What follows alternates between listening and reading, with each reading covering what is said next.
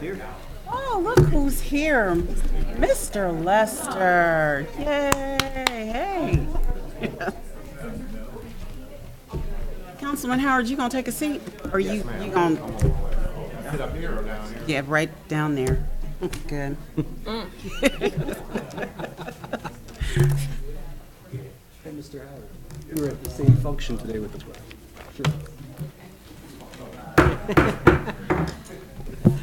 I'd like to say good evening to everybody. Today is Thursday, September 8th, and it is now time to start the informational meeting for the Warrensville Heights City School District. Dr. Rock, would you please call the roll? Mrs. Elba, Here. Miss Mitchell, Here. Mrs. Moomin, Here. Mrs. Gator, Here. and Mr. Freeman. Here. All right. Would everybody please stand for the Pledge of Allegiance?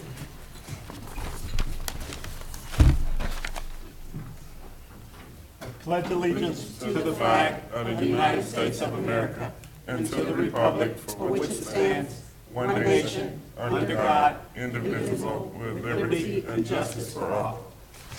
Thank you, and everyone, please be seated. Item 1.4, asking for approval of the agenda. Mr. Jolly, do we have any changes to the agenda? No, there's no changes to the agenda. Board members, do you have any changes to the agenda? I do All not. right, hearing none, may I please have a motion to accept item 1.4, the approval of the agenda? Madam Chair, I move that this board approve on the agenda 1.4, approval of the agenda September 8th, 2016 informational board meeting. I second. Thank you. It's been properly moved by Member Freeman and properly second by Member Mitchell. Any questions about any of the items on the agenda? I don't have a question, I have a comment. Yes.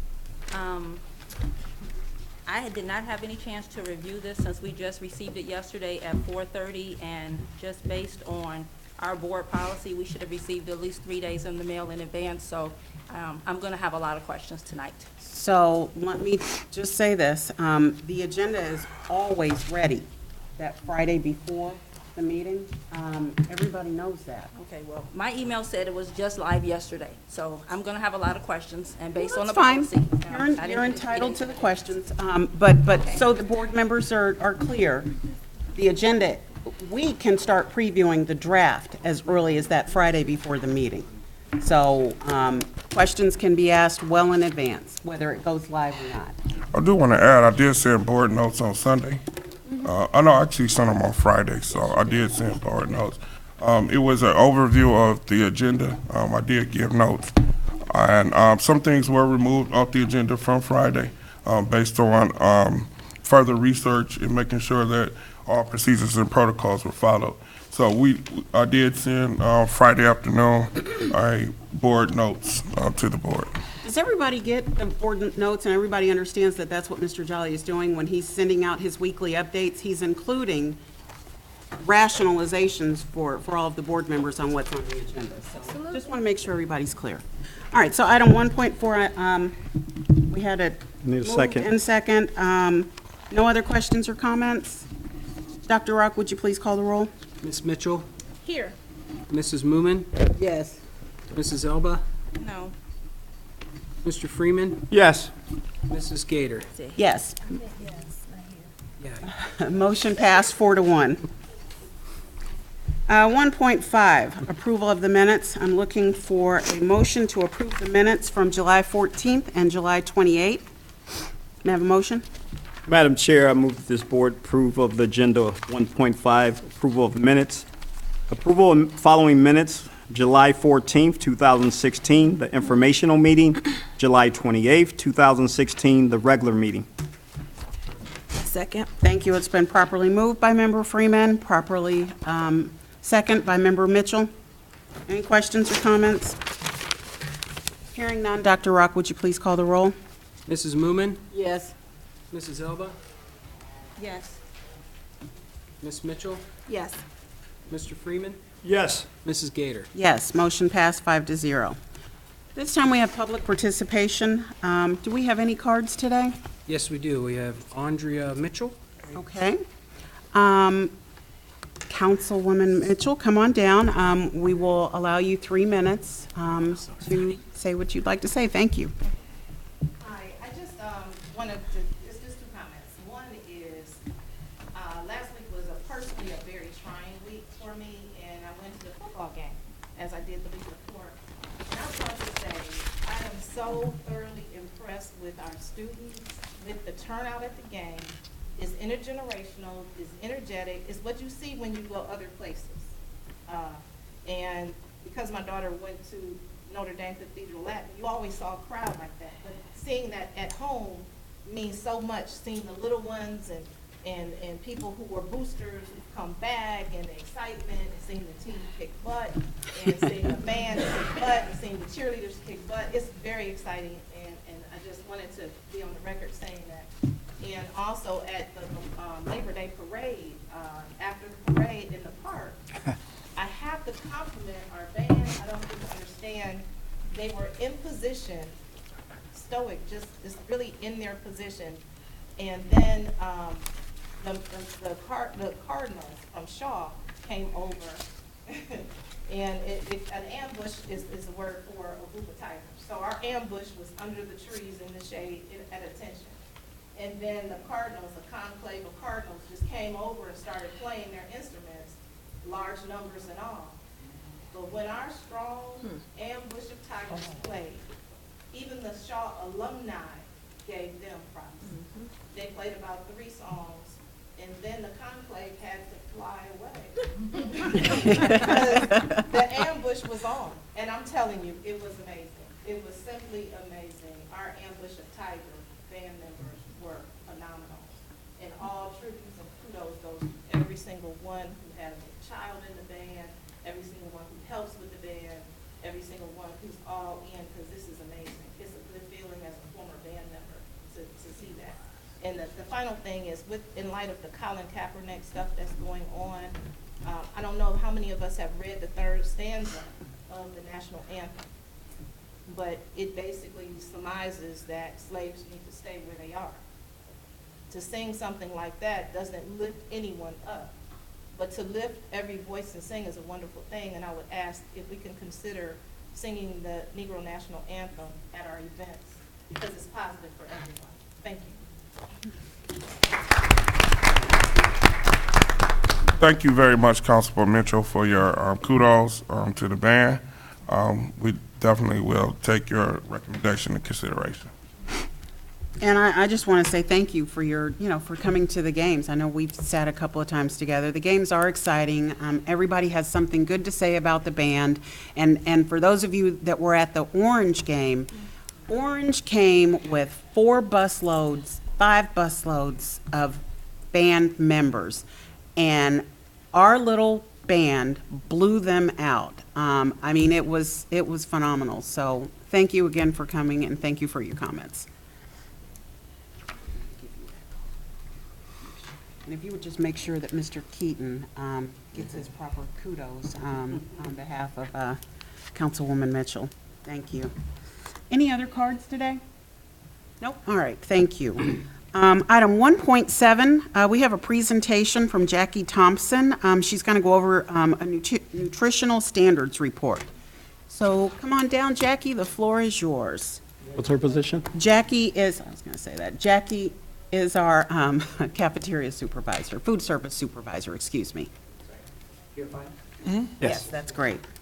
Okay, the Ohio Revised Code requires an annual report be given to, regarding district's compliance with nutritional standards for competitive foods, a la carte, and beverages. It's presented to the board each year. The intent of the nutritional standards is to limit the access of unhealthy foods and beverages in schools. The nutritional standards must be followed during the regular school day, defined as midnight before classes begin until 1/2 hour after the dismissal bell, as well as after school when students are participating in academic or enrichment programs. Warrensville Food Service Department complies with the nutritional standards by following the most recent guidelines for competitive foods issued by the Alliance for Healthier Generation in respect to the sale of a la carte foods and beverages, and will continue to assist principals and their designated people in choosing acceptable foods for building events, and for rewards. Administrators in the district continue to work to ensure the district is in compliance with SB 210 at all times. The report and the completion of the appropriate information from the superintendent's safe account fulfill the district's requirement to report to the community and the Ohio Department of Education. That's it. Any questions? Would you just clarify what SB 210 is? SB 210 was a Senate bill passed by Ohio in 2010 that dictated what we could serve as a la carte items and beverages, and then the amounts that the students can receive them. Okay, all right. So, board members, does anyone have any questions based on the report that she gave? No? I do have a question. Ms. Thompson, on the actual lunch, you have to have, and I think, man, you talked about this, you have to have a vegetable and a meat? Yes. Okay.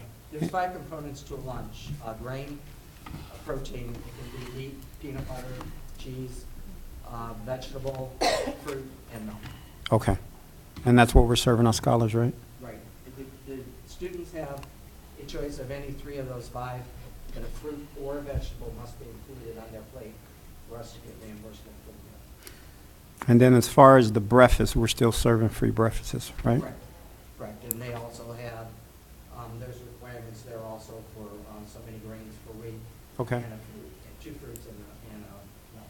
Okay, thank you. I just want to ask really quick, so what I thought I heard you say is that they have a choice?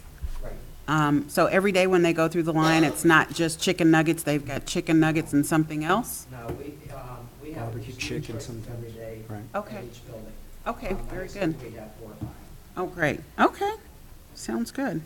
Does anyone else have any questions? Is the menu posted? Yes, it's online under the parent section of the website. Oh, okay. All right. Thank you, very Jackie. much, Jackie. We appreciate it. All right, so item number 2, and before I go on, I'll just clarify, this is an informational meeting, so this is the board's opportunity to ask questions about any of the items on the agenda. The next meeting will be our regular meeting, and that's when we will vote on the majority of the items that are listed today. So at this time, I'd like to give the floor to the treasurer. Would you like to start with your treasurer's update? Yes. Can I please pass out You sure can, thank you. handouts to the board?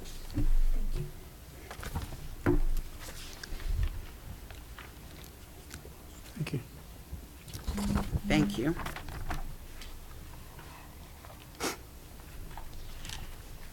Thank you.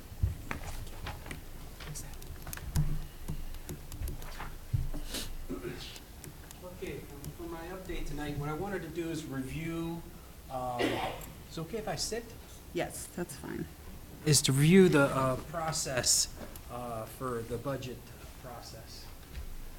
So permanent appropriations, they're due to the county auditor by September 30th each year. That's the deadline we have. And then what is an appropriation? An appropriation is the legal limit that the Board of Education establishes that the school district could spend. In other words, it's the spending limits of various categories, departments, and line items of the annual budget for the school district.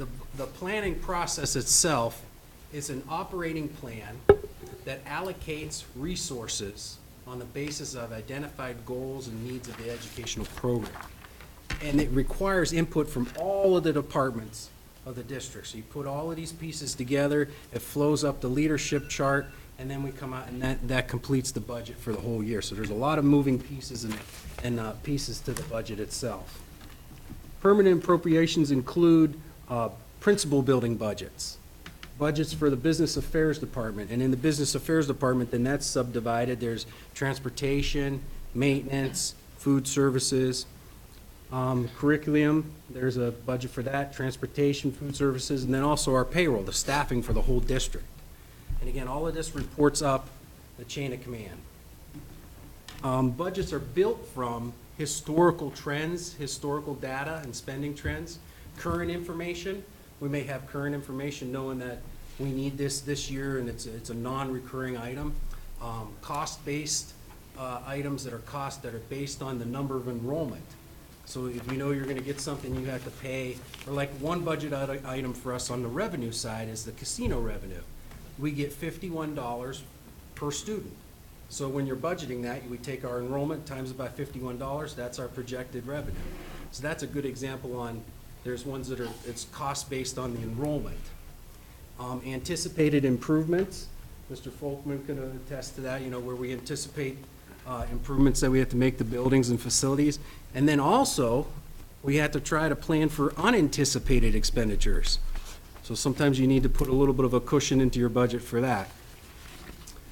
Current resources and funds. These are, appropriations cannot go beyond our current resources. Our current resources are our beginning fund balance and any revenue that's going to come in for the year. So we have to make sure that we spend within those appropriations. Warrensville Heights City School District, we have 48 funds, and it totals up to $42 million. Each fund has its own appropriations and budgets, and each fund requires the same process. So there's a lot of moving pieces. We're going to pull this all together. That's why I wanted to give you a snapshot to see what the budget process is, what's involved, and how we add it all up together, and then we're going to have one document that's going to summarize that. Also, the general fund is over 80% of our total budget. The general fund it has no restrictions on the spending. You could use it for anything that meets the educational program. A restricted fund may be like the permanent improvement fund. So you could only use that for permanent improvements or textbooks or technology, but you can't use the permanent improvement fund for salaries. Another restricted fund might be Title I fund. So you can only spend within the Title I requirements. But the general fund is unrestricted.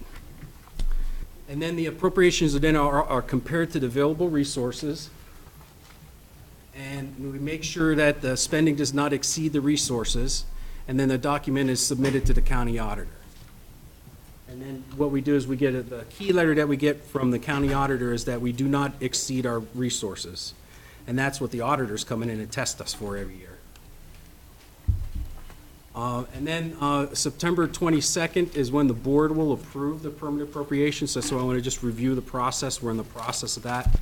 And also on the 14th, we're going to meet with the Budget and Finance Committee to also review a draft of the permanent appropriations. And then the next one is a review of our interest revenue. Just wanted to give you a snapshot of our efforts and how it's paying off for the district. Our historical trend in interest in 2014, we had $18,700 in interest revenue. 2015, $8,500. Last year, just over $8,000. And in this year, from July to August, we've already earned $7,165. And that's due to that move that the board committed to with us opening a Star Ohio account. So I just wanted to give you a snapshot on that. And that completes my update as for that information. All right, thank you. Board members, does anyone have questions? Madam Chair, I do. Dr. Rock, as far as your appropriations for the 2016 school year, it's got to be down to the state by the 30th, you said? Yeah, it will go to the county auditor. County auditor? Yes. And you're currently in the process of completing that, or you completed? We're completing it, and then we'll have a draft done by the Finance Committee meeting on the 14th. Okay, And then it'll go out in the board package, so you'll be able to see it before the board meeting. okay. And you have an idea of new revenue coming in and so forth? Yes. Okay, thank you. Does anyone else have any questions before I go? That's one of the new revenue items is the interest revenue. Well, it's going to be more, Okay, thank which is you. positive for the district. Any other questions? Board members? No? All right, so let me just ask you this. How do you go about soliciting input from all of the different departments? We have to meet, I personally meet one-on-one Okay, with those departments, and then we eventually meet with Mr. Jolly also. okay. And I know you talked about unanticipated expenditures. When meeting with them, I know you can't anticipate these things, but is there some cushion for them once the budget is established? Let's just say that, you know, the high school wants to, you know, have a $250,000 budget for, I have no idea, I just threw that amount out there, say for books. but they need to order more books. How would they go about adjusting the budget? What would they need to do? Well, we could always amend the budget if we have to Okay. go ahead of the, higher than what was initially anticipated. But also, we could look at the historical spending. So just when I showed you that interest revenue, that line item, I always like to look at 3 historical years so we could see the trend. This way you're using the history, and then in the new year, you may say, well, we don't have to spend that much. You know, you might say, instead of 250,000, maybe Dr. Caver might say, well, I only need 180. And then we look at history and we say, well, maybe we should bump it up to 190, just in case. So it's an art form, and it's Okay. not right on specific, but having that, being aware that you should have that in the discussion if there's anything unanticipated. Okay, so that leads to my next question. Do you have the capability of establishing parameters so that, say, if that $250,000 budget, they come within 10% of it? Can they keep entering purchase orders against that budgeted amount? Or will something stop them or alert you to say, hey, Principal McDowell is just about to spend all of her money in this particular budget? Oh, yes, everybody will get a monthly report. so Okay. See where they're at. And then certainly if it goes above budget, we kick it back. Okay, so when the purchase order, and I'm asking this because I know back in the day, and it's probably changed some, but back in the day, it used to be that you could keep entering purchase order after purchase order after purchase order, regardless of whether there was money in the account or not. So again, my question is, do you have the ability to establish parameters or establish a way so that that does not happen? Yes. Okay, And once the permanent appropriations are in, my staff knows, once it comes to near the end of the process, it'll come to the treasurer's office to make sure you have a budget, you have enough in your budget. If okay, it goes negative, we kick it back. okay, But usually even at the requisition process, it'll come up as a negative also. okay. All right, I have one more question. On your slide, under current resources and funds, I'd like you to clarify the 42 million, because I don't want people to hear 42 million and think we got $42 million to spend. So could you clarify, it says Warrensville Heights City School District has 48 funds, $42 million, each requiring the budget process to project revenue and expenditures. So could you just expand on that a little bit? What does Yes, that that's mean? over 39 funds that we have. So we have a general fund, we have a bond fund that has to make the bond payments, that collects money. We have the permanent improvement fund. There's a fund for food services, and that's a unique fund, because that's called a proprietary fund in governmental terms. And what that translates to is it's a business fund. It's the one fund that we can run that runs a profit or a not profit. Right, So that one runs unique. So we have 39 funds. So that's spread out over a lot of funds. Now, okay, the general fund is about 80% of that 42 million. So the general fund spends $34 million. And that's traditional for us. That's been our history. and that's spending, that's what we have spent. To run the program. Okay, all right, so again, that's not money that we actually have. That's Oh, money no, that's the spending. Okay, all right, cool. I don't have any other questions. Thank you for the report. They're great questions. I have a couple. Dr. Rock, you mentioned about the $51 from the casino per pupil. Yes. I know I saw an email somewhere that somebody sent that said that the attendance was fluctuating. So if the attendance is fluctuating and you have people on the roster but actually haven't physically sat in the seat, when do you get the $51 per pupil? And when do you have to pay it back if the attendance rate changes? Well, we don't have to pay it back. Okay. What the Ohio Department of Education, they take a snapshot, they look at our enrollment on a date that they pick, and then that's what it's based on. And most of the time, it's in arrears. So the money that we receive this year will be based on last year's enrollment. So Like the will it- final numbers when EMIS is reported. So that's generally in October sometime. Yes. So And then we by get then- So by then, the attendance should have been cleaned up. That's a question for Mr. Jolly. Yeah, well, Ms. Rudolph is actively working on that. We had, how many no-shows? We had about 35 no-shows. Each school has been working them down. John Dewey currently has none. The high school is working their list down. Eastwood was at 7 today. So they are working actively on the no-shows. We will have an accurate count, I think, within a week or two, because it's a process to remove the no-shows. First, they have to send a correspondence to the district. So what these secretaries have been doing is calling the districts, calling the parents. They've tracked down the majority of those students. So now that, once we get the correspondence from the district, if we can't reach them, then they send the truancy officer to the home. The truancy officer, then, is it 2 attempts with the truancy officer, 2 attempts with the truancy officer, and then once those 2 attempts are completed, then we have the authorization to withdraw. About 3 years ago, there was attendance audit throughout the state of Ohio, where a lot of districts were withdrawing students without the proper documentation.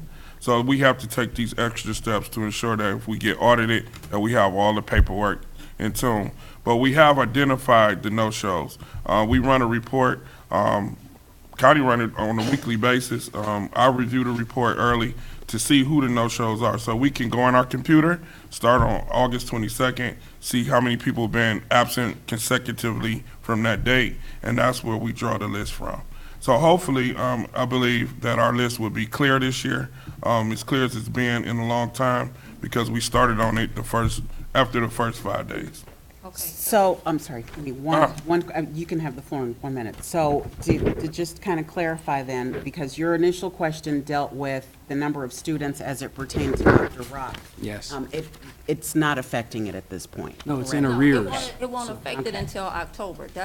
I know that, but my question is, it will be cleaned up by then. And I heard what you said, and 4 years ago, we were claiming kids that we didn't have and had to pay back a large amount of money. So just want to make sure that we're all on the same page. If you're getting $51 a student, that's a lot of money to be getting, to be claiming that we don't have. I just want to. I do want to say that I was part of that audit. I was caught up in it when I was in my other district. So I'm very aware that we got to know who's on our roster. Very important. Even going forward with the built-in plan, those numbers have to be accurate. So we started early.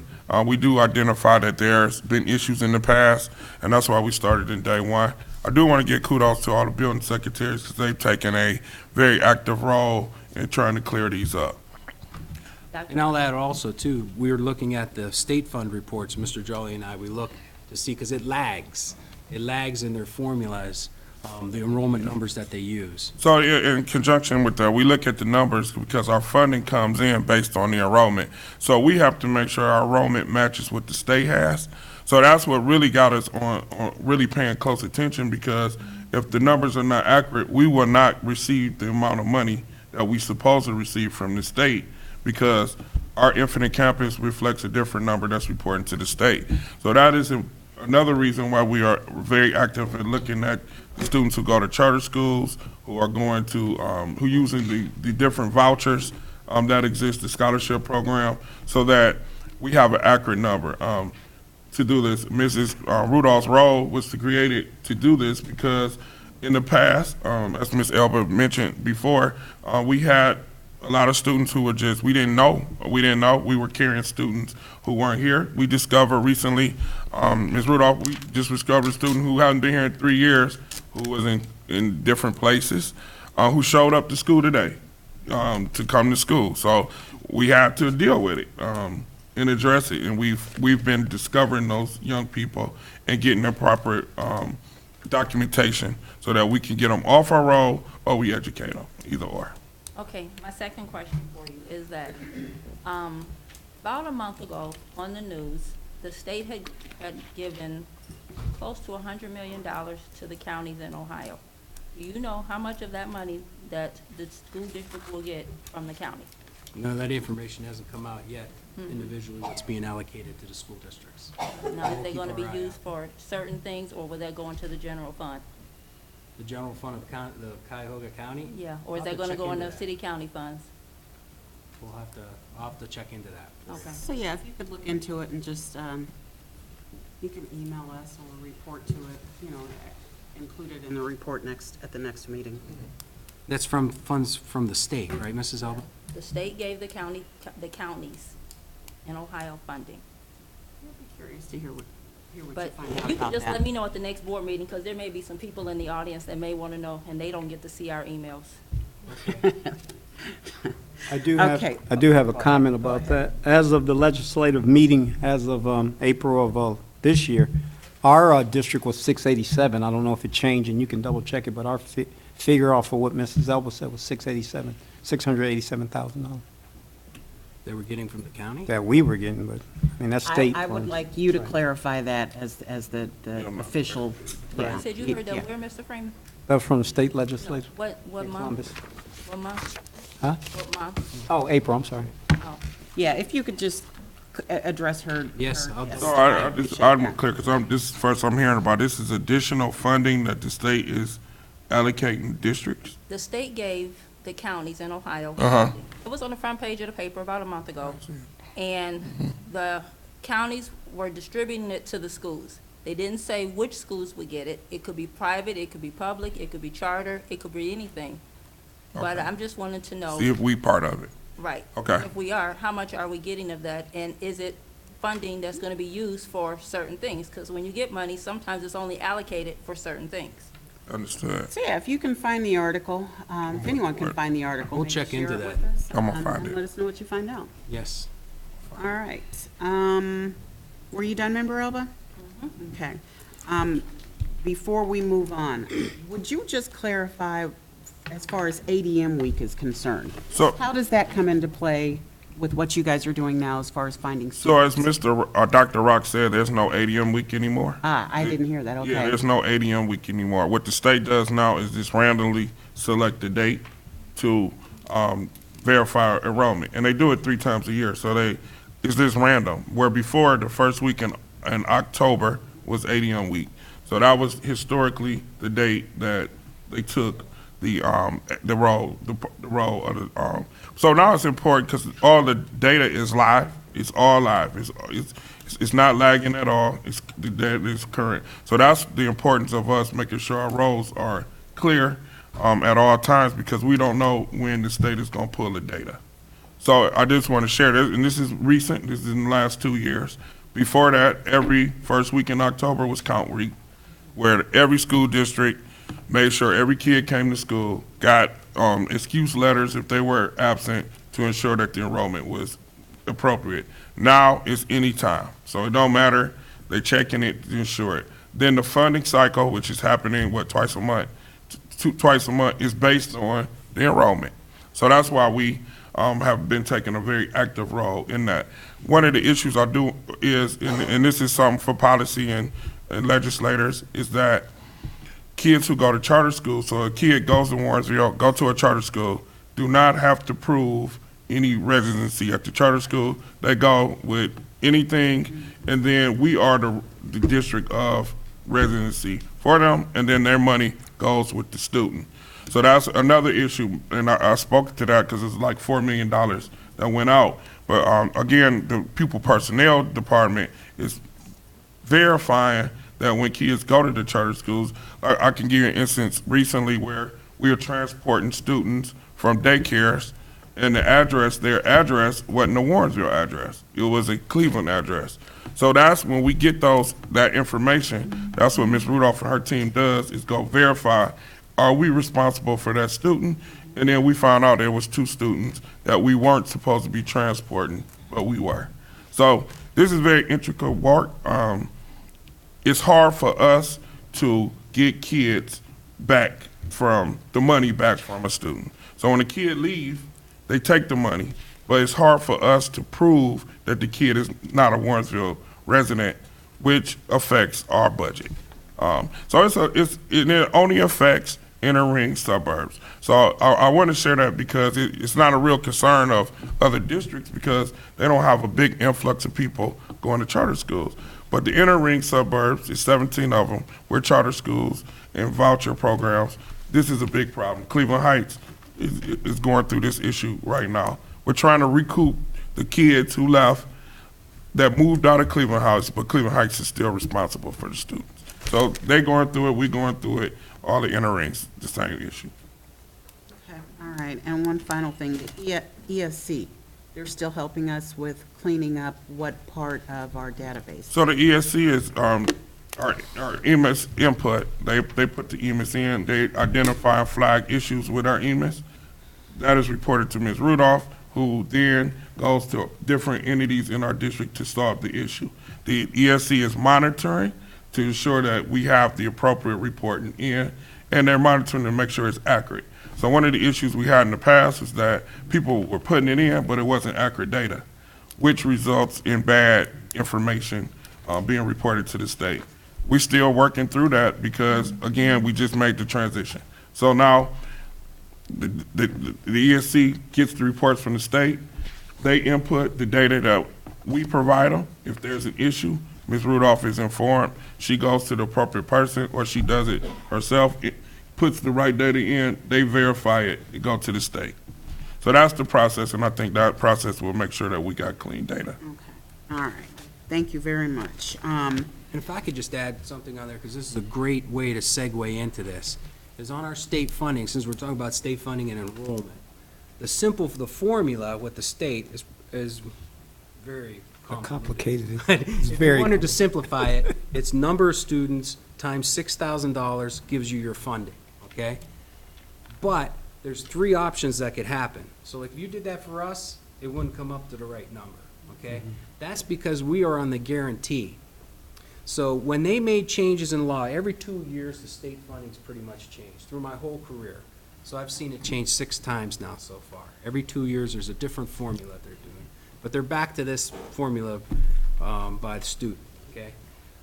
When you're on the guarantee, when they did all those changes, if there were districts that were gonna dip like a roller coaster and go down, they said, wait a minute, we're gonna guarantee you stay at least here. So that's the guarantee district, and that's where we fall. Another district might be the one that's actually on the formula, where every time one student changes, it goes up by $6,000 or comes down by $6,000. And then the other one was the districts where they got drastic increases. They were going up the roller coaster, and the state said, wait a minute, we can't afford that. You could only go up so high. So they put them on the cap. So you have 3 things that could happen. You could be on the formula, you could be on the cap, or on the guarantee. And we're on the guarantee right now. But we have to really watch that information, because once you go onto the formula, then you really have to be watching it, because then it'll move, it'll change as is. But right now, as of now, we're on the guarantee. All right, that's good information. Just wanted to add that. Thank you. So continuing on with the rest of the items under the treasurer's report, is there any additional information that you would like to share with any of the items? Nope. Okay, does anyone have any questions about 2.3 or 2.4? Cash reconciliation, you'll give that at the end of the month, right? Yes. Okay. I have a question about 2.4. It's 280,000. You're asking for teacher substitute coverage?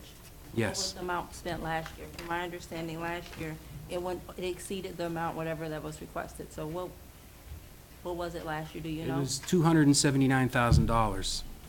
Just as I presented to the board, there was a spreadsheet that I presented Okay. last board meeting. Yeah, it added up to 279,000. And that information came from where, member? Where you heard it was more than, did it come from the treasurer? No. Okay. That's the best source for information. It might have been half of the year, we actually paid subs, so it went through payroll, because I had to, when I put that spreadsheet together, half of the year up till January, and then from January to June, we were getting the service through the ESC.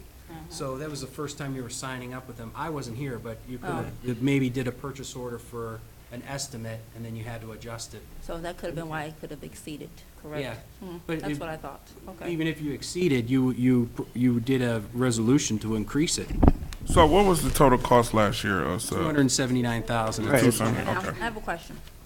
If teacher A come in and she worked 8 to 9, but then she has to leave and you have to get a substitute, you're paying Listening? the salaries for both, correct? Yeah, because the teacher's gonna be either, well, it depends if they're sick or, what their leave Say is. that one more time. What was your question again? Say that one more time, please. It was if a teacher leaves, do we pay both salaries? When the teacher leaves, though, they have to allocate time. So they will have to allocate sick time or personal leave during that time. Okay. And then that's their time they earn, so that we would be paying them and the sub at the same time. So- But we'll be deducting from their personal time or their sick time. So Yeah, the they're sub using works up- how many hours and get the full pay? Kenny, how many hours? How many I'm sorry, if you don't mind me asking. Yeah, I don't know. Full day to get the full day. You can work a half a day and get half a day's pay. But if they No, work well- in an hour over 4 hours, don't they get the full pay? Yes. Okay. Okay. So anything over 4 hours, they get the full pay. Correct. Okay. So I would say a principal would be advantageous if you have a person there that they work the whole day. You assign them other duties, you put them in the classroom with somebody else to ensure that they earn their pay. To maximize the efforts. Okay. Any other questions? For me. Thank you very much, Dr. Rock. Thank you, Dr. Rock. Appreciate it. Item number 3, we have no recommendations from the superintendent. Item number 4, Superintendent Jolly, I'll let you go ahead and take the floor at this time and address the items that you're recommending. Yes, item 4.1 is police officers. These are substitute officers in case Warrensville officers are not available to serve in any of our events. Just a precautionary measure in case Warrensville is not available, that we do have a pool of officers that's available to support our school district. And these are for North Randall. These are North Randall Police. Chief Heady, I know he's reached out to all of them, so all the different municipalities will be submitting. We try to share it with everybody and give everybody an opportunity to be supportive of us. I have a question. At the last time we voted for the Warrensville Police, it was stated that it was a reach out, but then nobody responded. Was it a late response? Is Highland Hills planning on responding, or are you gonna plan on just sticking with the 2? I'm not sure. I'm pretty sure it was a late response, and we do want to put them on. I'm not exactly sure what Highland Hills is going to do, but I will confer with Chief Heady to ensure that we get an answer to the board as soon as possible. Typically, you don't see a lot of Highland Hills police officers at the games. But I personally think that if the opportunity presents itself and we've got any of the Highland Hill police officers that want to, participate, we can add them to the agenda at any time. I think we're doing pretty good. You only have 3 municipalities, every year. Just was curious how come not this year? So I do want to add, though, we've reached out to all the municipalities with our firefighter program, and I know this is not on this topic, but all 3 have contributed gear and things to the program, which we'll be bringing to the board what they contributed. But we've worked very hard to work with all 3 mayors. In this situation, this is something that we'll address and get back to the board as soon as possible. Okay, thank you. Okay, All right, continue. 4.2 is supplemental non-coaching. These are faculty managers for our middle and high school. The posting, we had a posting, we had no applicants.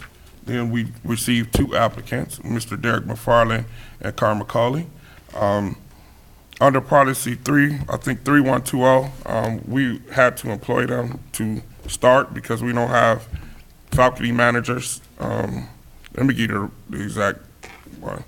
Yeah, 3120, to ensure that we have management of the activities. We had no applicants. Mr. McFarland, there was a concern about Mr. McFarland because he's the volleyball coach at the middle school. So we researched, I talked to Mr. Swift, the principal. There's no conflict between volleyball and football, so he's able to be at the volleyball games and football games and manage the middle school program. The middle school manager last year is no longer with the district at this time.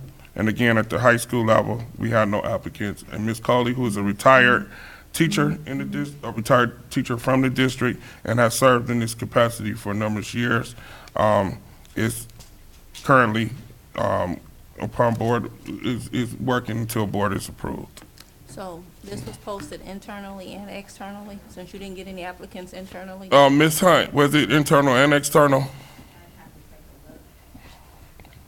Okay, so I would like to ask that if you guys could take a look into that. And Okay. just respond to the board electronically, and then if you would like to discuss it at the next meeting, you can. Yes, 4.3 is a resignation of a employee who's moved on to other employment. 4.4, Excuse me, got a question. huh? 4.3. Since she's resigning, she was approved for a supplemental. Is she going to stay with the supplemental, or are you going to have to post out? No, that position would be posted. She would not participate in our extracurricular, supplemental position. So is that going to go on the agenda for that? Because she was already board approved for a supplemental. What, supplemental? I know she's the softball coach. Better for something. That was this summer. She was the summer coordinator, for the summer school program. That's nothing. She has not been approved of anything for the fall. And I'd like So to. that was the summer. It was the summer program she was approved. I'm sorry. I want to ask that we let Mr. Jolly finish what he's stating for the different items and then ask your questions and not interrupt. Okay? So go ahead and continue. 4.4 is amendment to a contract which was revised. The teacher was placed on the wrong scale during the process. This is, and it's no excuse, but that was a time of transition where there was no person in the HR office, where Sue was assisting HR and also with curriculum and instruction. So this is an amendment to correct her salary. Any questions? Well, I can ask them now. Yes, you sure can. When I say any questions. Yeah. yes, ma'am. What was her original amount? I'm not sure. Where was Ms. Hunt? Actually, not the amount that's being amended, it's the actual step. The person was 32, and she, So D2. Okay. the amount will not change. So the amount is the same, it's just the correct step. All right. All right, so we're going to move right along to item number 5, consent, not consent agenda. Wait a minute. We're not Let me back up. Was there anything we needed to vote on in number 4, please? I would appreciate if we could vote on the personnel issues, 4.1, 4.2, 4.3, and 4.4. And the reason I asked for the personnel issues, they're essential to the operation of the school, of our school program. As things happen, as the school year starts, all attempts is to get everything on to put it on this agenda and then have it voted on the 22nd. But sometimes in these cases, we have some emergency situations. We could wait on 4.4. I mean, that wouldn't be an issue at all. But 4.1 and 4.2 and 4.3, we would like for the board to act on. Can I have a motion, please? Let me just ask you, Board, 4.4, do you want to go ahead and include that one in there? It's the last item in there. Yes. All right. So can I please have a motion to accept items 4.1 through 4.4? Madam Chair, I move that this board approve on agenda, the consent agenda, superintendent's recommendation and presentation for board action classified staff. 4.1, employment of police officers. 4.2, employment of supplemental non-coaching. 4.3, resignation. And 4.4, amendment. Second that. Thank you. It's been properly moved by Member Freeman and properly second by Member Moomin. Any final questions or comments? I did have a comment. Mr. Jolly, for the 4.1 police officers, is that just for home games? Yes. Athletic events? Yeah, that's only for home events. Okay, Our security travel with our team to away games. okay. Okay. Thank you. Thank you. All right. Any other questions or comments? Hearing none, Dr. Rock, would you please call the roll? Mrs. Elba, Yes. Mrs. Moomin, Yes. Miss Mitchell, Yes. Mr. Freeman, Yes. Mrs. Gator. Yes, motion passed 5-0. Item number 5, we will have some items that we need to vote on, but again, I would like to give Mr. Jolly the floor. Go ahead and, Yes, 5.1 is employment of lunch aides. These are two people who were vetted through the HR department. Darius Farmer, who is an alumni, his parent does work for our district. He's a replacement for Marilyn Coleman, who retired in August. Miss Sonia Thomas was interviewed last year by Miss Efert, but it was in May, so we did not bring her on last year because it was late in the school year. But she's a replacement for Stephanie Blevins, who resigned in, I think, March of last year. 5.2 is resignations of young people that's moving to other employment. 5.3 is a termination of an employee. 5.4 is substitute food services. This is a young person who has experience in food services and custodial work. Okay, all right, so is the only one 5.1? 5.1 is desperately needed. Eastwood only has 2 lunch aides at this time, and John Dewey is in desperate need of their additional person. So do you not need 5.4, the substitute food service, are we? good? Yeah, I think we also need 5.4 also. Again, Friday, we were short in the food service. Actually, I went and helped at the middle school because we were short. So we're very short with substitutes, and we do need substitutes. Today, they did interview a lot of different substitutes, so hopefully we can get the pools up. Okay, so at this time, I'd like to ask for a motion to accept 5.1 and 5.4, superintendent's recommendations and presentations for board action by staff. Madam Chair, I move that this board approve number 5 on the agenda, consent agenda, superintendent's recommendation and presentation for board action, classified staff, 5.1, employment of lunch aide, and 5.4, employment of substitute food service.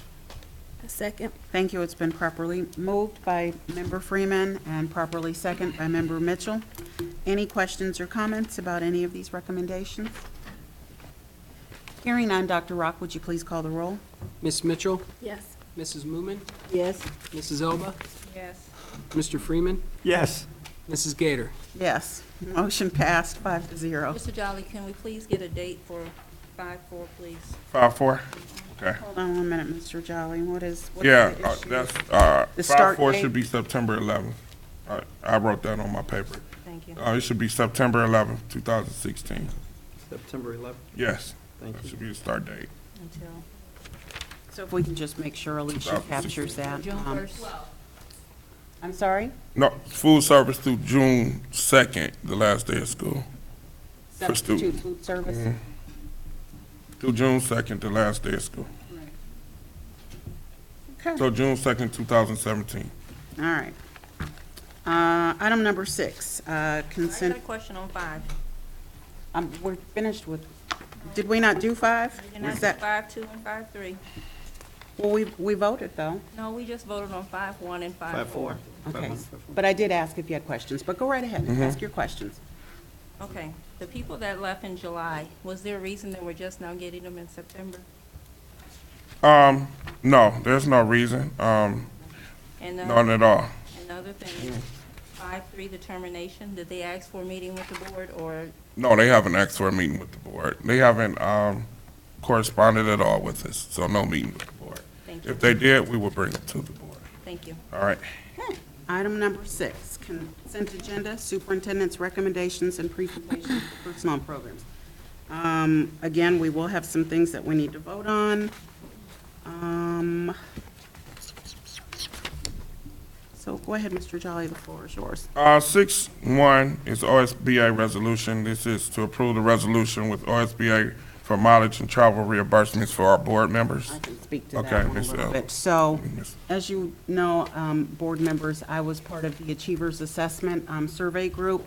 So I attended the workshop, put in the travel reimbursement, and then we get an email from OSBA saying, great news, guys, we're going to reimburse you.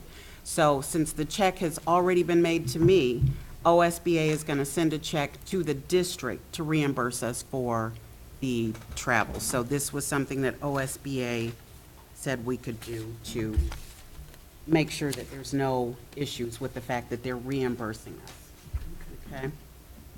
So they did recommend that we do a resolution for Do this. we have the resolution?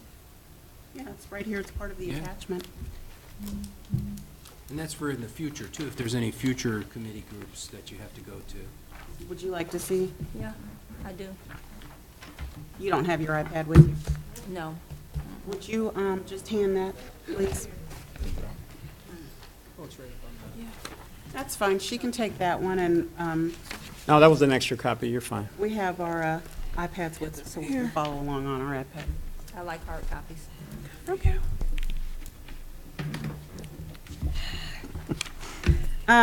Go ahead, Mr. Jolly, 6-2. Okay, 6.2 is credit recovery. Currently, we have over 100 students in our district who are needing credit recovery services. This summer, so last year, we made it free for all students who needed it. We didn't have a successful passage or completion rate. So this year, we are offering, like summer school, $65 per credit hour. We had great success rates this summer when people actually paid for it. And the $65 will offset the cost of personnel that we need to support the program. It's very essential we had a program because we do have students who are credit deficient who need to catch up with their credits. We do not have the names of the teachers at this time, so we wanted to have the program approved.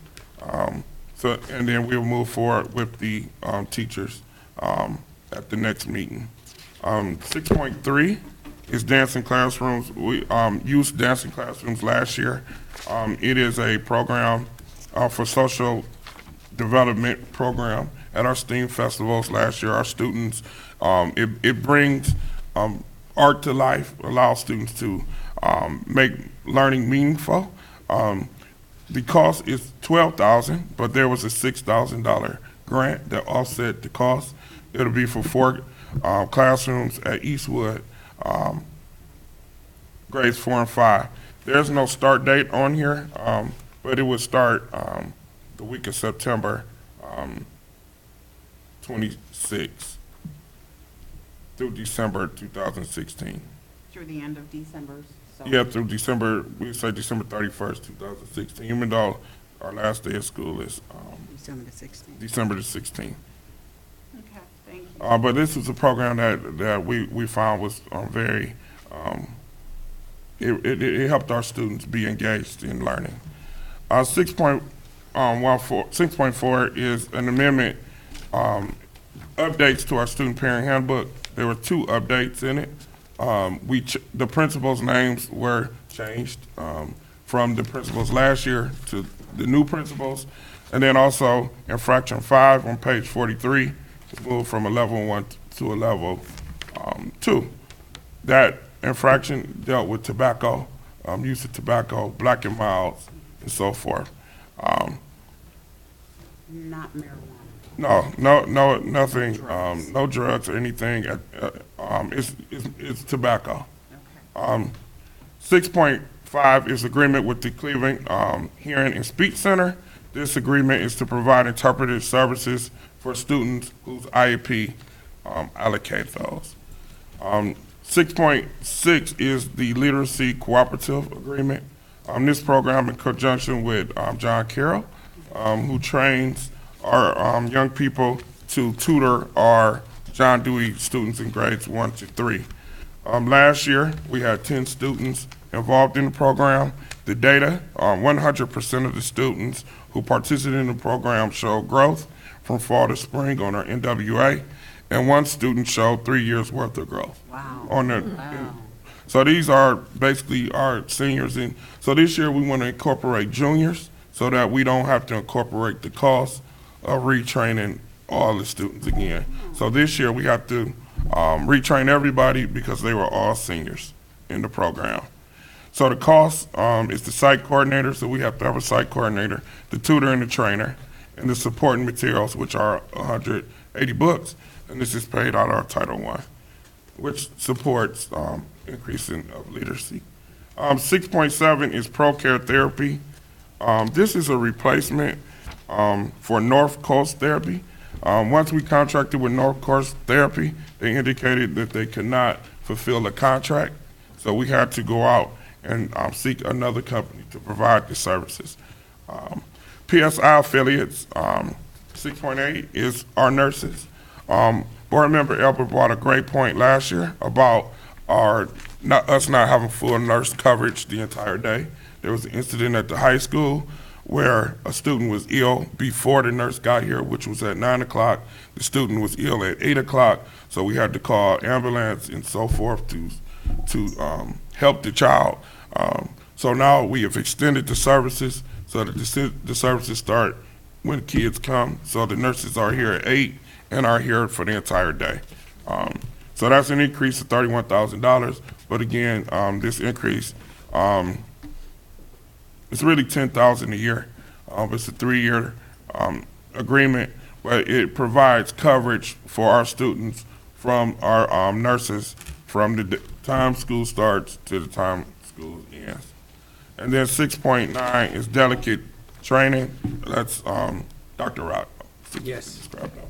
That's the training for, public records training for the board, and we discussed that, last meeting where you'll approve me to be your delegate, but you can still go to it individually. This way we have double coverage just in case, and the training is for free. And there's those 3 courses that were coming up. There's one on the 20th in Youngstown, 14th in somewhere up this way, and then the 21st is Twinsburg. 14th is in Akron or Ravenna? I think it's Ravenna. Youngstown. I know Youngstown's the September one. And we have Twinsburg. Twinsburg, that's the one I was gonna go to, so Where's the other one at, Rootstown? I got it right here. Trumbull County Educational Service Center. That's Youngstown. So Mrs. Gator went, she was the closest, because I was saying Akron and, No problem. so, and you could still go to that individually, it's a free course. But this way, we'll have me, in case something happens, because it's near the end of the year, there's not too many more courses, this way we'll have coverage. Okay. Sounds good. All right, so items that we need to vote on. I have some questions. Okay, give me 1 minute. We'll get to your questions in a minute.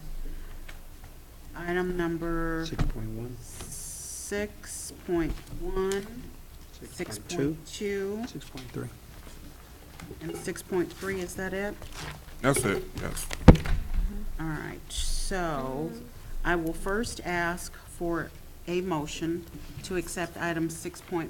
I'm asking if we can add 6.4 too. 6, yeah. Okay, Just the updates of the handbook. all right, so I'm going to ask for a motion to accept items 6.1, 6.2, 6.3, and 6.4. Can I please have a motion to accept those items?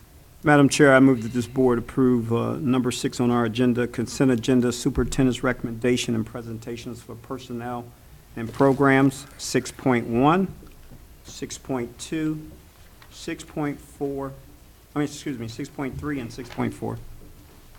A second. Okay, it's been properly moved by Member Freeman, properly second by Member Mitchell. This time, I'd like to entertain any questions or comments about items 6.1, 6.2, 6.3, or 6.4. Mr. Jolly? The dancing classrooms, is it 1,500 a classroom or 3,000 a classroom? So it's 3,000 a classroom, Okay. but we got a matching grant, which makes it 1,500 on us per classroom. So it's 4 classrooms, 1,500, which is 6,000 for us. But I gave the overall Well, no, I amount. got that, you just have 1,500 on one line, and you got 3,000 on another line. Okay, let me correct it. Make sure it's right. At a cost of $1,500 per The first classroom. paragraph says 1,500 a classroom, then the very last sentence says 3,000 for one classroom. Okay, yeah, so, But it goes on to say Northeast Ohio fundraises 1,500, so the district is only responsible for 1,500 per classroom. It's on this next page. So I think it's okay the way it is. Yeah. And we It's have clearly one stated. classroom, Mr. Jelly? No, he said 4. we have 4. So in essence, it's 3,000 per classroom. We get the grant for 1,500, which costs us 1,500 per classroom. So, 15 times 4 is 6, okay. So does that clarify it for you, Member Ella? Mhm. Okay. 6,000. All right, any other questions about 6.1, 2, 3, or 4? For the credit recovery program, how many staff people do you need to really make that program successful? so to really make it successful, we need a coordinator, to coordinate, and then we need a teacher for each subject, because it's an online curriculum. So it's on the computer. It's through Play-Doh. So we have 10 Play-Doh licenses. So a lot of times kids go on the computer though and they need help with the skills. So we have them there, but they get stuck. So we need a teacher there. So it might be a rotating teacher.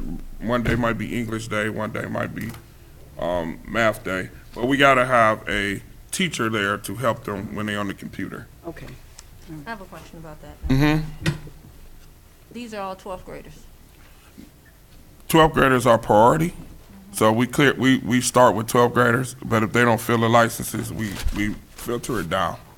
My question is, are the parents and students waiting till the last minute to take the classes, or are they being notified late that they're short on classes?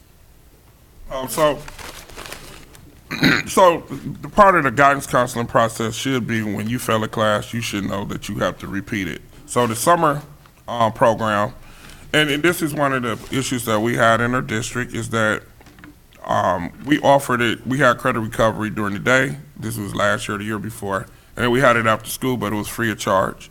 So people did it or they didn't do it. They didn't really take advantage of it. Kids were aware that they had to take the class, but it was free, so nobody really took it serious. So this summer, what we found, and I hope I'm answering the question. I don't know if I am, but this summer, we put the charge on it so that people who really want to take the class, take the class. So kids are aware. All seniors have a meeting with the counselors. They should have had a meeting with the counselors. I'm not sure if those meetings have been held, but they should know their exact standing, where they are in reference to graduating, and what they need to do to graduate. This morning, I met with a kid and went through his transcript to show him what he needed. So I think that process has begun. I'm not sure if it's complete. The high school principal not here to verify it, but every senior should know what they need to graduate before the first 3 weeks of school, so they're in the right classes. So that's the seniors. Are there any other class in this credit recovery, 10th, 11th? Currently, there's no one in it. In the summertime, there was all classes. So it's 9th graders, 10th graders, 11th graders, and 12th graders. Who came with the money got in the class. That's how the summer was. This year, the priority is seniors. So seniors get first priority. If they don't pick it up, then we go to juniors. If they don't pick it up, we go to 10th grade. But it's only 10 slots. So it's for seniors. And we also have opportunities in the day for credit recovery for students because we have repeater courses in the schedule. So kids who need geometry, we have a repeater geometry class and other classes like that. I hear what you're saying. I guess my question would be, how is the word getting to the parents before the 9th hour that Johnny needs this class? You know, if you're 11th or 12th grade or whatever, like you said, you may have failed it in 9th grade. I don't know why you would take a 9th grade class for 12th grade, but anyhow, what happens where the ball is dropped, where nobody is telling little Johnny's mother until 12th grade, November, December, January, that your baby is not going to graduate until they get these classes in, and then it's just like a mad dash to get it in, and you just said it's only 10 slots. Right. I think that's a great question. It goes back to our counseling and being communicating with parents. 9th grade parents should know that their kids, if a kid failed Algebra 1, they should know they need to have a credit of Algebra 1. That's how the summer school was filled based upon people knowing their needs. So the 9th graders in the program were there because they knew, and their parents knew, and their parents paid the money. I would say that the system is not, I can't attest that the system is great at this time, but I do take what you're saying in consideration to take back to the principal and the guidance counselors to ensure that all parents know where their kids are. It should be a senior meeting where each senior parent is sat down and given their course, given their students checklist. So all senior parents should know where their kids are. But that should be held in every grade too. So that's something that I have to work with the high school to ensure happens. Thank you. If I can ask a question, I know we have to take the onus and be accountable here, but what about parental accountability? You need to know what your kid is doing. Either your kid is passing their courses and has the applicable credit hours, or they're not. And if you're not an engaged parent with your child's education, then what do we do to help that parent become better engaged? So again, I think on our end, the outreach has to be better. We can't just go and send a letter home with a child and expect that to get home. As a parent of a 16-year-old, there's a lot of things that I don't get because she don't bring it home. So our outreach has to be better. We have to make sure that all our parents are on the Infinity campus so that they have access, so that they can monitor the grades. We have to have opportunities where we open the school up so that they can come in and provide more opportunities. I can't say last year we had a lot of those opportunities that parents were able to come in and get their checklist and see where their kids are. So I do see a need for us to improve our outreach to our parents because a lot of parents are working. They're very busy. And if we have limited windows where they could come in, some people can't make it. So I would say on our end, that's something we do have to just be better in outreach with our parents, making sure they know the resources that we have. Infinite Campus is current. I mean, it should be current. If it's not current, then we do need the parents to tell us that, hey, Mr. Jolly didn't put in a grade in 2 weeks. Then that puts the onus on us to go check. So I do think if we improve our outreach, I do think we will get better parental support. I think we have too many limited windows where they could come instead of us being more open so that we can accommodate people who work 2 jobs and single parents and different things. So let me just jump in real quick, because as board members, accountability is part of what we have to do. So in terms of accountability, what I'd kind of like to ask is, can you find out from your counselors, your building principals, how many students are we talking about at each grade level? I don't need to know who the students are, but if you could give us the numbers. Okay. Along with your plan to address making sure that the parents are in the loop, that the students are in the loop, and what the counselors and the principals are doing to make sure that everybody knows. I think that, a fair amount of time for them to get this information together would be by the first meeting in October. And if you find that, that's going to be challenging, then just let us know. No, I think that's fair. I think we should have the information before then because it's a priority. We have to ensure, especially with our graduation rate, 9th grade cohort, the students who start in 9th grade are your cohort to graduate. So it's very important that when kids fall behind, that we catch them up as soon as possible. So that takes a whole team effort, everybody on one page with the parents, the school, and that takes people paying attention to because kids can get to 12th grade and not know what they need. They can have, like today I saw a kid had a quarter credit of Algebra 1, they had a quarter credit of chemistry, had a half a credit of physical education. It's very difficult for us to catch a child up when they have all of those, but as Member Elba said, the parent who wasn't aware that their transcript looked that bad, maybe would have intervened earlier if it was communicated to him earlier. So now we got to try to create a miracle to get that kid. A quarter credit is a quarter. That's 45 days. They got to sit for that. Then they got to sit another. Half a credit is a semester. And we got to try to piecemeal somebody to help them get out. So I agree. If all our 9th graders are on target, then we won't have these issues moving forward. Yeah. I know at the college level, at the college level, they do audits, on where you are as far as, getting your bachelor's or associate's degree. So I'm just throwing that out there. Go ahead, Member Norman. I'm going to kind of piggyback on Tracy regarding ownership. This is not a new program. It's been around for several years. And as a teacher being in the school, the majority of the students know they have to make up a class, and they are aware of that. When you get to be in 11th and 12th grade, you have to take on ownership. You want to graduate. This is so important to you. I shouldn't have to tell you that you need to take math. You fail math in 9th grade. It's offered. Again, the credit recovery Been around for how many years? It's been around a long time. So I don't know too many parents or kids, even in ninth grade, haven't heard of credit recovery. So let me say this, as a parent of a child who only wants to do as much as he has to do, Oh. if I would not have stepped in and made sure that the teachers were upgrading Infinite Campus, or if I was not communicating with those teachers on a regular basis, that kid wouldn't have walked across the stage, because it didn't matter to him that he didn't have all his credits or that he wasn't passing a class. He wasn't gonna tell me nothing. So I hear what you're both saying, and I agree that there has to be some form of accountability for the students as well. But as a parent, I want to know. I want to know. I agree. I just want to say something before we end this off. Most schools, since I hear a lot of people compare Warrensville to all these other schools, most schools, at the end of the school year, they get a sit-down with the counselor, go over a schedule. The schedule goes home to the parent, for the parent to review and sign to bring back. That's what helps you stay on track as a parent, because you're mailing out these report cards that I may or may not get, like Mr. Jolly say.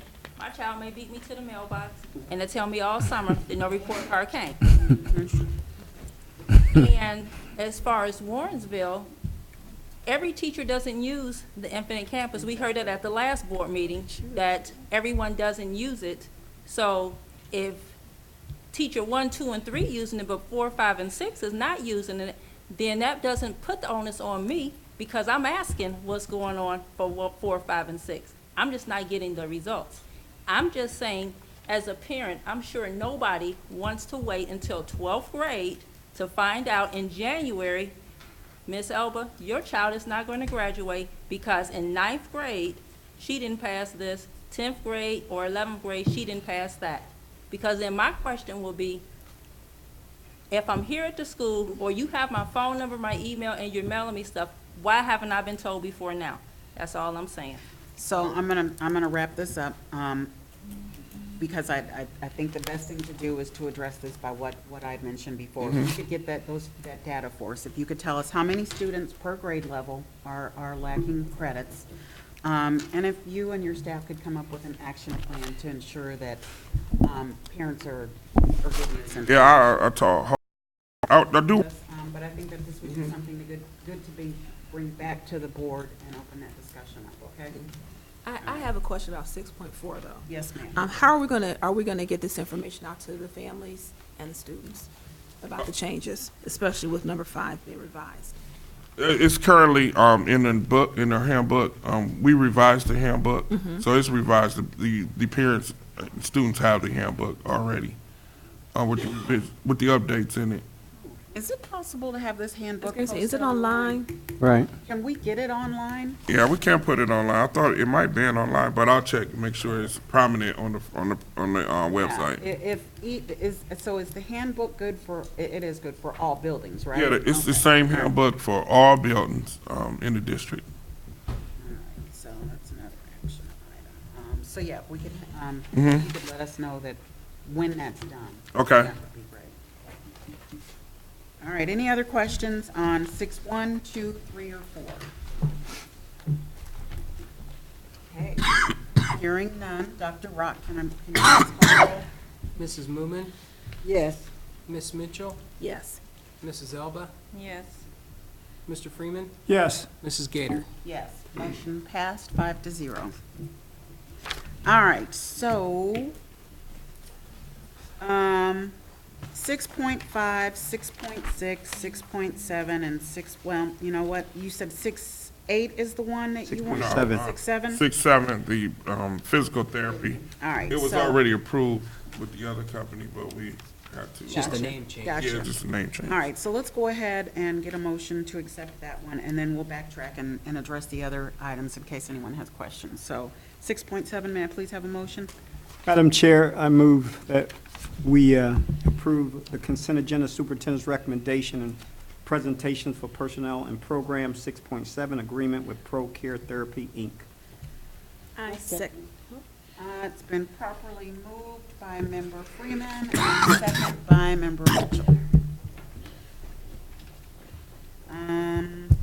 Any questions or comments about 6.7? Hearing none, Dr. Rock, would you please call the roll? Mrs. Elba, Yes.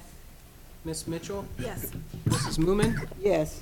Mr. Freeman, Yes. Mrs. Gator. Yes, passed 5-0. So now we're going to go back to 6-5, 6-6, and 6-8, and 6-9. Does anyone have any questions or comments about any of those items?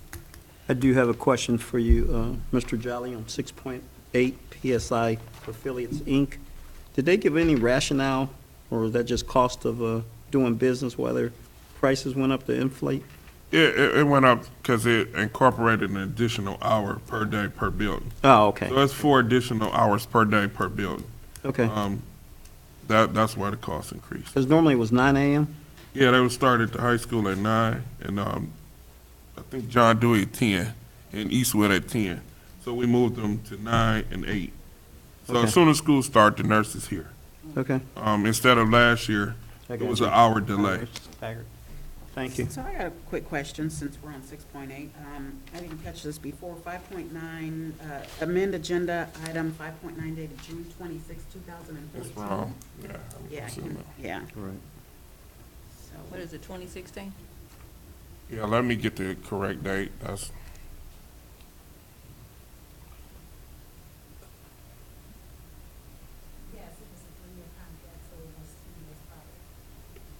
so that is corrected. So it is 2014. right, it was a 3-year. So it goes to next year.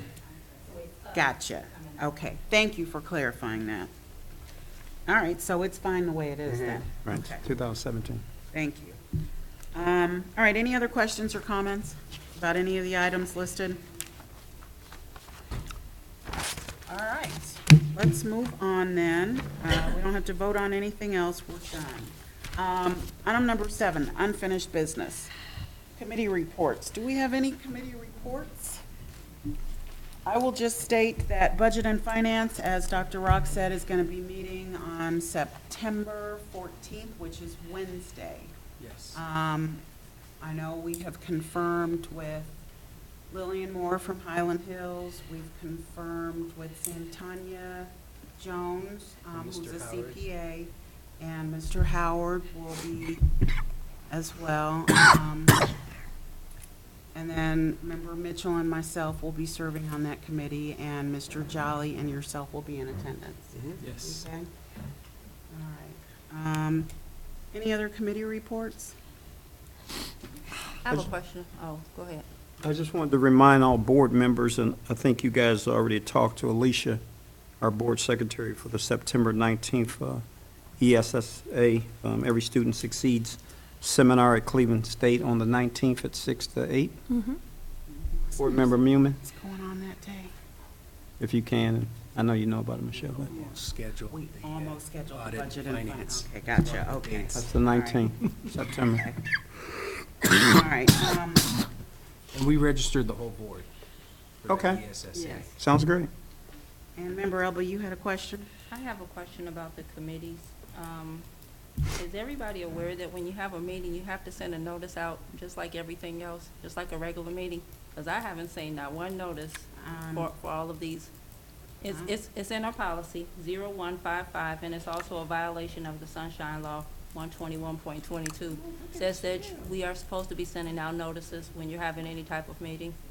Well, I will look into that. There is one going out for the 14th. Right, but Okay. I'd like to address that, and you're correct, but me and our business affairs, we do it for our building and grounds. You I've get never it, received one. you should, from Ms. Pacey. We always send them out. Send them out 4 days before. Ms. Mumin. I'm not, You didn't get them? I've never seen. How those is she go sending out. them? She said she sent them And email-wise. I'll get clarification. Well, I got the through notice, I OS. give it to you guys. It doesn't matter. No, I'm understanding. I will get clarification on when they have to be sent out. I don't believe that it has to go out for every committee. It's best but practice if Yes. it's It's a best practice, but board-sponsored It's in your committee. policy. Whoever created these policies, it's in there. Ours are Okay, sent well, out we'll get 100%. clarification on that for this meeting here. But it is going up, but we just Okay. finalized everything today. Appreciate it. Thank you. All right, 7.2, Administrative guidelines for purchasing. So that was a discussion that we had before? I Yes. just wanted an update on where you were. Yes, we've gotten some sample guidelines from a couple of school districts, and now I'm just waiting for, I want to follow up with OSBA, to see if they have some samples, and Neola, and then pull all those together and start to meet with Mr. Jolly and come up with a draft and Okay. some ideas with all those sources. All right. Roughly how long would you anticipate something like that? I think no later than 1 month. Okay. And that's just considering, because we're working on the Hold on a budget. minute. Hold on a minute. We're in the middle of a discussion here, so if we could just hold on 1 minute. So the first week in October, around the same, does that sound? Well, like a month from First- now, like give us, First, okay, so The we'll say the second. second meeting in October. yes, All right. at the latest. That's just because we need some extra time, because we're finishing the budget for the 14th. That- and then that's we go- fine, We roll just- right into the 5-year forecast. Not a problem. Just so you know, I'm going to keep this under unfinished business, just so we can kind of keep our eye on it, We okay? will get it complete. All right, thank you. Was there something, you guys are good? Okay. 8.1 is board protocol. So I'll just kind of set the stage for this. This is something that Member Mitchell did some research on, and she would, I'll let you go ahead and take the floor on this one. Thank you, Madam President. As a result of the August 25th board meeting, I wanted to take a deeper dive into the perspectives of the Ohio School Board Association, as well as other state board school associations on good boardmanship, exploring how the Board of Education, treasurer, and superintendent roles work collectively and individually following board operating protocols. Researching other state school board association websites, I located a sample board operating protocol document. It covered a number of the topics we continuously discuss during our meetings. The first one is don't spring surprises. Unplanned topics should be the exception, not the rule during board meetings. As a board, we need to agree to ask the board president or the superintendent to place an item on the agenda with some context instead of bringing it up unexpectedly during board meetings. Board members should ask for questions. Board members, if you have questions, be sure to review pages 13, 29, 33, and 34 of our OSBA boardmanship book. Open communication between members and our administrators is critical to our success. The next item that was of interest is, as we work to speak to items on the agenda, we have to remember we're not here to play to the audience, nor give a sense of one-upping or placing our superintendent or our treasurer in situations where they're not informed of concerns and therefore unable to come to our meetings prepared to discuss or show a path of resolution. We shouldn't expect Mr. Jolly nor Dr. Rock to respond to impromptu complaints on the spot. Instead, following a chain of command, we can inform them of any adverse news or concerns we've learned, allowing them to expeditiously rectify the situation in the moment versus waiting to voice concerns and complaints at board meetings. As we work toward following our chain of command, the board should be the last, not the first stop, for any information coming to any of its members. We're all eager to assist our constituents. However, information being shared with any board member should be immediately redirected to the appropriate district administrator for action and/or resolution. We need to be an effective and well-functioning board, adhering to established and agreed-upon meeting protocols. While we will not always agree, we can at least agree to disagree and do so in an orderly manner during our board meetings. There is a way to handle difficult conversations, being mindful to maintain an open mind and listen to one another as we speak. At the end of the day, we must always remember why we're here. The scholars of our district come first. It is our job as elected officials to represent the needs and interests of our district scholars. There are additional protocol statements in the recommended policy. However, I chose to highlight these few in light of our current meeting environment.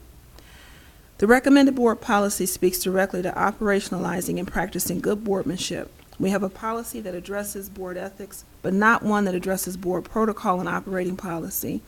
It's been being presented today, so I'm asking the board members to please take time to review it, share your feedback with either Board President Gator or myself so we can have the document updated. We can then facilitate the first reading of the new policy at our next meeting. As a note to the community, this is not new. Other districts craft board policy to help maintain a sense of decorum for board meetings. In fact, this exercise of creating board protocols was discussed during a Warrensville Heights City School District Board Member Strategy Session held earlier this year, and it's throughout the boardmanship book written by OSBA. It's important that we work together for the good of the scholars. Thank you. Okay, all right. So, I don't know if everyone has had an opportunity to review this, but like she said, this is basically stating how we want to operate as a board, how we want to conduct our meetings, the overall environment. It is not something new. It is something that a lot of districts do, and it is established through OSBA and other school districts. So again, I'd like to ask you all to take a look at it. We are asking that this end up being adopted as policy. And if you have questions, comments, or concerns about any of the items listed on this board operating protocol, then now is the time to ask, or we can discuss it at the first reading at the next meeting. I have a question, Ms. Mitchell. Who worked on you with this? We worked with our attorneys. No, I said who on the board worked with you on it? I worked with this myself, thank you. No, I'm just asking a question. So did you use the Neola board staff, or are we using the district's board attorney? Initially, we used our district board, and initially, the research that I did, I pulled it from this, and as I shared in my statement, from the website. The other state school board associations are open to the public. So based on what's been happening in our meetings, and we've discussed this back in the spring when this board met with finding leaders to establish how we would operate as a board. We never finished that body of work. So following last week's meeting, I determined that we needed to do something to stop some of what's going on at these meetings. I talked to board president. She said, go for it. I had begun to do the research. I went back to our board mission book that each of us got as new members in January and took it from there. Oh, okay. I think you did a great job. Thank you. However, it violates policy 10118, where it says the entire board establishes the policy, and that's why I asked who established it. So, okay, I just We're not wanted to. establishing policy. We're bringing it, let me finish. We're not establishing policy here. We're bringing it for recommendation. Okay. When you recommend, it means that we sit down as a board and discuss it. That's when the policy is established. Okay, well, we didn't sit down. That's why I asked. We Now. put it on the But that's- agenda that's to okay. discuss today. That's okay, Mrs. Mitchell. You don't have to So- go any further and explain. I just wanted to put that out there that we didn't discuss, but that's fine. Go ahead and And we continue. don't discuss, Member Elba, because at the beginning of January, we established committees. Policy committee was myself and you, but because of the censure, you were taken off of the policy committee. So as a result, when we have policy committee meetings, the whole board is not included. It's just those committee members. So who's bringing this from the policy committee to the board? She's bringing it to the board, so we all Are have you on the the policy committee opportunity. I don't think I have to be on doesn't the have to policy. be on. I'm a member of the board, Well, I'm and just I'm asking this board to recommend a new policy. So do you have concerns? with Is that funny to you? yes, this is funny. And no, I've already made my statement. I've Okay. already Okay. made my statement, but yes, this is funny. That's fine. Okay. Violations, but okay. Go ahead. Madam Chair, Move on. Madam Chair, I'd just like to speak. Violation. I'd like to speak on this. This is a good job by Board Member Mitchell. I think every board needs to have some type of guidance of how you conduct business. You took your time, it's spelled out correctly. We do need to review this because as a professional operation of a school board and to help these scholars, we need to act as human beings and act as professionals to help these scholars. And I'm on this board to do everything I can for the love of this community, so good job, kudos to you. Thank you. And just so that the board knows, there are a number, when I was looking online, there's a number of school boards that have very similar operating policies. Because, we're not an island unto ourselves. Other boards have challenges during board meetings, and you just have to have a protocol to follow. Okay, thank you. Thank Member you. Mitchell, I thought you did a really good job with this, and I think it speaks to where we want to be. Would you like to say something, Member Moore? Yeah, I'm going to say, so do I. I think you did an excellent job. In order to get the job done, we have to find a way to communicate and to respect each other. It's sad to me that we have to bring a policy regarding protocol, because I believe that we all are intelligent enough to know how to follow protocol. And with this, is saying that we are not there yet. So hopefully with this policy, that we can really establish some rules for ourselves and go by those rules and respect them, whether we agree or disagree. Just respect each other. All right, so again, this is coming before the entire board as a policy that we would like to adopt. So please review it. We will do a first reading at the next meeting, and then we'll do a second reading the first meeting in October and adopt it then. Or take a vote to adopt it. So thank you again. Really good job. We appreciate this. Thank you. All right, 8.2. Member Elba mentioned a while back that she wanted to have a discussion about audits. So I want to set the stage with this one. We don't, you know what, just go ahead. We don't know what your concerns are with audits, but go right ahead.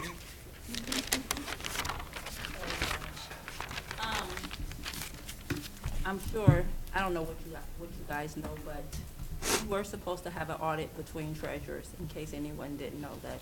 And we haven't had one since Dr. Rock has been in that position. Whenever you change treasurers and business managers, there should be an audit done in that department. So, and those are things that are done by the state, and they are free. So, in case no one knew that. But I would also strongly recommend that everyone, community, parents, students, everyone sitting on this board and at this table, read these audits. These audits date all the way back till whenever, and they tell you things that the district should be doing, should not be doing, spending-wise, what we should be spending and what we should not be spending. So when I say that there's a lot of things that we're doing that we shouldn't be doing, read your state audits. Really read them, because it keeps the district out of trouble. It keeps the district from being sued. It keeps us from being on the news. So that's what I want to say. But there needs to be a plan to have an audit in the treasurer's office, because there is a new treasurer that's sitting in that seat. Okay, so two things. Mr. Scott was working on getting an audit done. And if you recall, back before Mr. Gamble left, I put it out there Yes, you about did. doing an audit. Yes. And what did Member Elba say? We don't need one. No, I never said we didn't need one. So, You need one from so treasurer to treasurer. we put it out Mr. there Scott was an interim. that we wanted to do an audit, and even had PFC, Public Finance Resource, to give us an estimate on it. No, but the We were- state I'm- doesn't. I have the floor. Oh, excuse me. Thank you. And we were going to see about having them to come in. And then Mr. Scott came in and said, nope, I've got someone else that can do it. And yes, the state can come in and do it, but the state just did an audit for us recently, right? I have They the did latest the one. So, and now, here's the thing, though. You're saying this is something that has to be done. It doesn't have to be done. It might be a good practice. So, we'll have a discussion But the about. states are here every year. In Right, case they anyone do didn't come know every that. year. They're here every year to audit the school, Okay. every school year. Right, They're so, coming next month. That's right. well, so they're coming, and But they they're not usually coming do. for the treasurer's office, they're coming for the school district as a whole, correct? No, they're gonna, well, it includes the treasurer's office, because the treasurer's office is what does all the accounting and reporting. So, and, There is an option out there, and I've seen it at some districts, but it's optional to have the state auditors, what they do is they check your bank reconciliation, and it's called a transition of cash balance from the old treasurer to the new treasurer. It's optional, right, it is optional. and they could come out and do that, but, Are you comfortable with the books the way that they are? Do you want to, I mean, I will leave this up to you, because you're the one that has to accept ownership of the books. We do have an audit. I have coming out. ownership as Yes, you you know, have, licensed treasurer. All right, so let me of the just district. You're on say the record. Yeah. one other thing as it pertains to the audits that you're referring to from 2004 through 2009. In my opinion, that's based on practices that were happening under different leadership, under different Yeah, everybody was different. So we were doing things differently. We were operating differently. We were probably doing things really wrong. Now, fast forward to our most recent audits, we just got a commendation from the state for the work that we're doing. So I personally don't think that we need to focus on what an auditor said when we know things weren't operating right. We're doing things the right way now. So to keep our eye on the prize, we want to make sure that we continue doing things the right way. Yes, there's stuff in there that we can probably learn from, but I'm not going to run back every time something happens and say, oh, what happened in 2004? We don't want to go back to 2004. We don't want to do things the way that we used to do them. So that's my perspective. And I did want to add, I did look at the 2009 audit before we did the reorganization. And it was based on different financial conditions. At that time, we were looking at a deficit. That's why Randallwood closed and Westwood closed. There was a layoff at the time also. Currently, our financial situation is much different than it was in 2009, which offers us the opportunity to provide our district with resources that we need to move forward. I did present the data from 2009 to current, and there was a steady progression of decline academically from our district. And I don't want to attribute it all to the cuts, but those cuts really spiraled the enrollment loss and academic drop. I mean, the data speaks. I don't know. I can't share that with the board again. So while we do respect the past and the audits of the past and learn lessons from them, we're just in a different place than we were then. And being fiscally responsible, that's something Dr. Rock and I meet continuously to ensure that we are, but also ensuring that we have the right expertise at the table to take the strides that we need to move forward. And then there's different kinds of audits. There's 3 different kinds. There's a performance audit where they'll come in, and those are a lot of the ones that you're mentioning from 2000. If you're going back to 2004, 2009, they'll pick a specific procedure and they'll do a performance audit on that. Okay. Then there's a financial audit, which is required every year that we get from the state auditors, and they test all of our financial records. Okay. Then there's another one that's actually called an agreed upon procedure, where they decide, well, you really don't want one of those either, because that's when they're digging for something that might be fraudulent, or another one that's not fraudulent, agreed upon procedures, and we get that once a year for Medicaid. They come out, and an agreed upon procedure means we're gonna just do this procedure, and this is what we're gonna test, and that's it, and they'll have a to-do list, and that's it. So those are the different kinds of audits. So you can't just say audit. There's different types that come out and they do.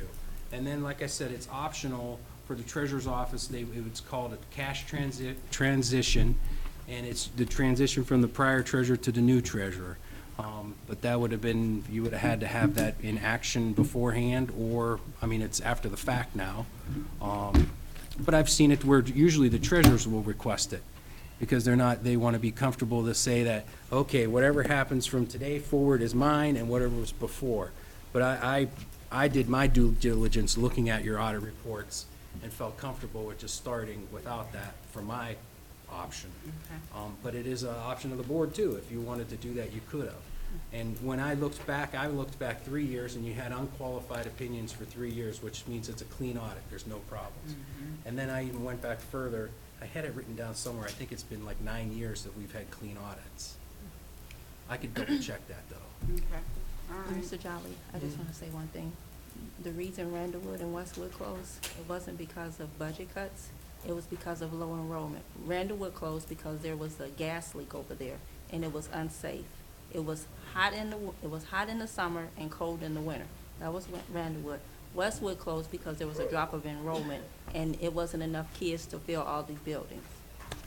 Okay. Yeah. Okay, thank you.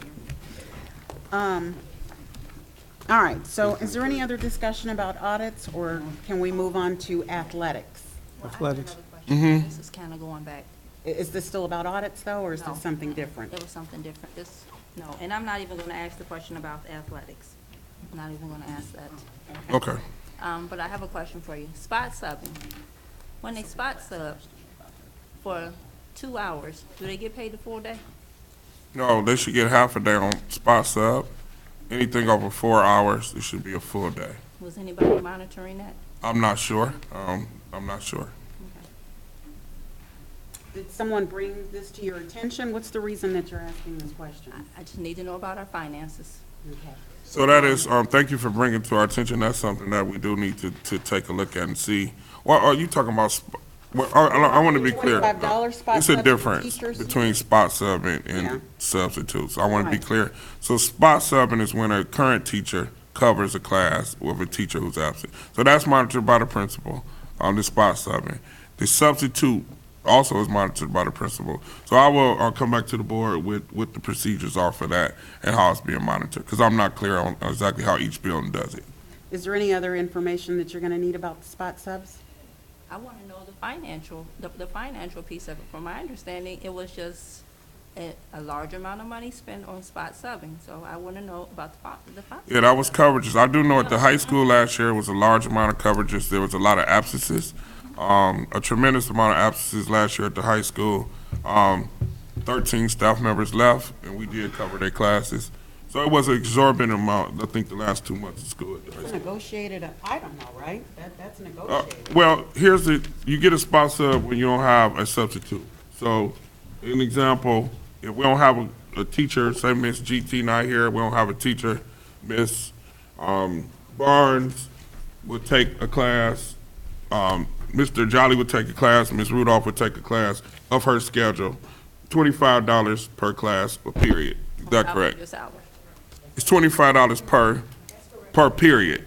Right. Per period. So if you got a first, third, and sixth, 3 people take it, 25, 25, 25. It's not prorated per the salary, it's a flat 25. Right.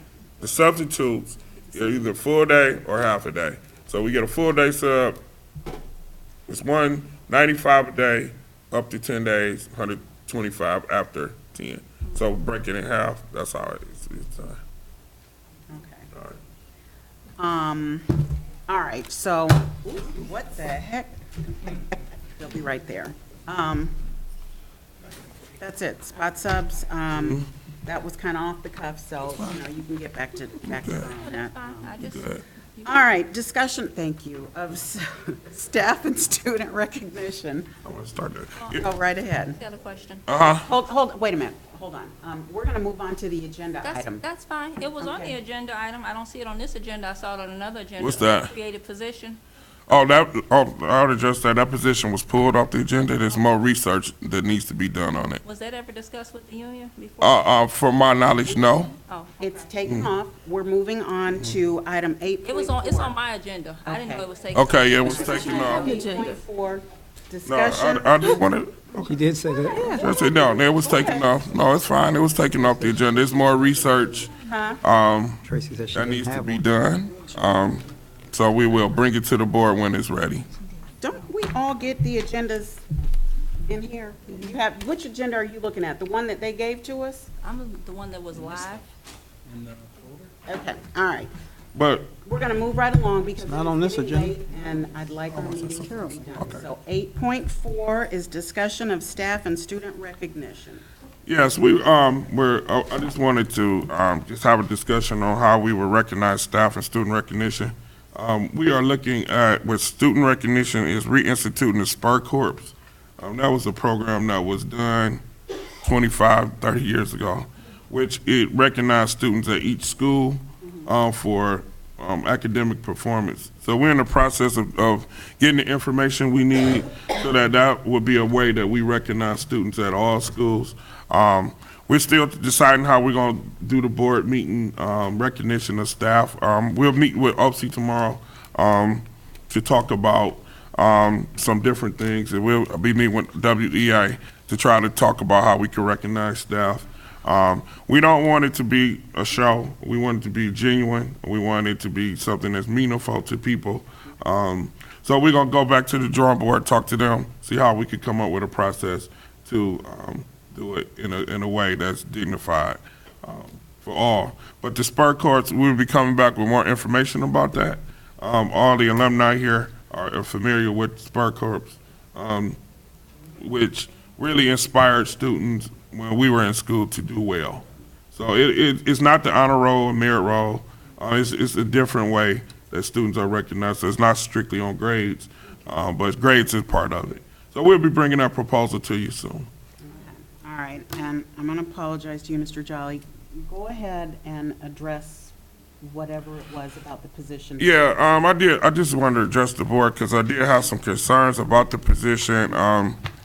Because the position, I did get information that people knew about the position before it was posted. That's a concern. I just wanted to share with the board. I received a call on Tuesday asking me about a position that wasn't live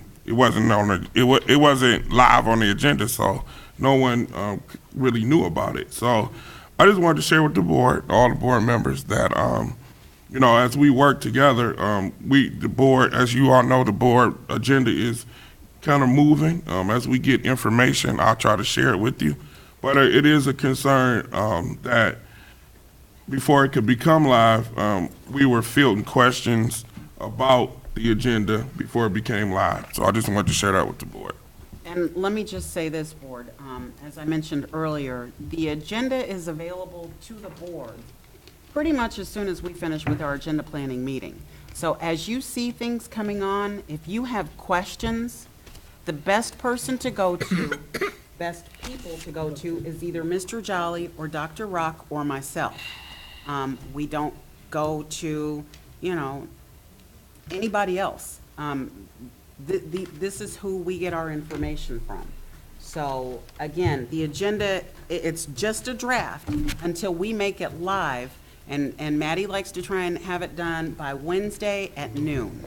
So you have all that time in between to review the agenda and reach out and ask your questions ahead of time. And that's not to say that we can't ask questions, and we should ask questions at the informational meeting, because some of the questions that we ask, somebody else in the audience might have the same question.